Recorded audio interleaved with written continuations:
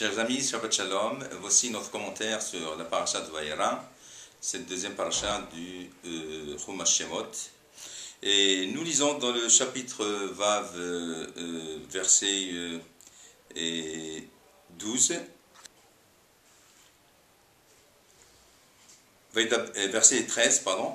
Vaydaber Hashem el Moshe vel Aaron, vaytzavem el Bnei Israël, Vel Paro melech Mitzrayim, lehotzi et Bnei Israël me'eretz Mitzrayim, je traduis. Et l'Éternel parla à Moshe et à Aaron, il leur ordonna au sujet des enfants d'Israël, et lehotzi et Bnei Israël me'eretz Mitzrayim, pour libérer les enfants d'Israël de l'Égypte. Rashi, dans son commentaire sur ce verset-là, et explique le sens du terme qui est un peu étonnant, Vaitzavem el Ben Israël, c'est-à-dire il leur ordonna au sujet. Que veut dire ce terme-là? Il leur ordonna au sujet de Am Israël.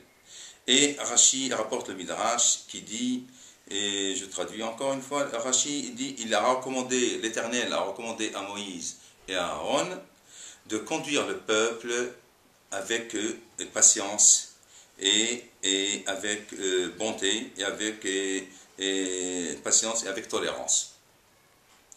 Et le Midrash continue que Dieu, l'Éternel, a prévenu Moshe. Il dit, soyez avertis, faites attention, vous allez rencontrer un peuple qui va vous exaspérer et un peuple qui est très difficile à convaincre. Donc soyez avertis, il risque même de vous agresser et même de vous lyncher. C'est ce que dit le Midrash dans Shemot Rabbah. À ce propos-là, le traité de Sanhedrin, dans le Talmud, le traité de Sanhedrin, il nous explique quelles sont les qualités requises pour un juge lorsqu'il va être nommé comme Dayan et juger les gens. Et le Sanhedrin disait, le Talmud dit jusqu'à quel degré le juge peut-il écouter et tolérer même des conduites très très très négatives de la part des plaidoyers et des gens qui viennent se juger devant lui. La réponse du Talmud donne une réponse suivante, d'après un verset de la Torah dans Beha'alotra, qui dit que comme un juge ou un dirigeant doit supporter le peuple comme la nourrice qui porte son nourrisson. C'est-à-dire, le sage veut dire par là que il veut dire, c'est-à-dire la nourrice qui finalement prend avec beaucoup de patience et avec beaucoup de bonté et essaye de se comporter à l'égard du nourrisson avec bonté, comme je dis, avec tendresse, et bien c'est aussi la même chose. Un dirigeant dans Am Israël doit se comporter devant ses élèves, devant sa communauté, devant ses disciples, même si c'est un maître, avec tendresse et avec bonté et avec tolérance. C'est ce que dit d'ailleurs le Midrash dans plusieurs endroits.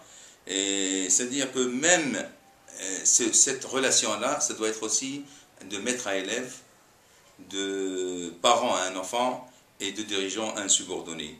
Et le Père Kavot nous dit aussi dans une des Mishnayot, Ena Kafdan me lamed, c'est-à-dire un maître qui est irascible et qui est très rigoureux ou sévère ne peut jamais être un bon enseignant.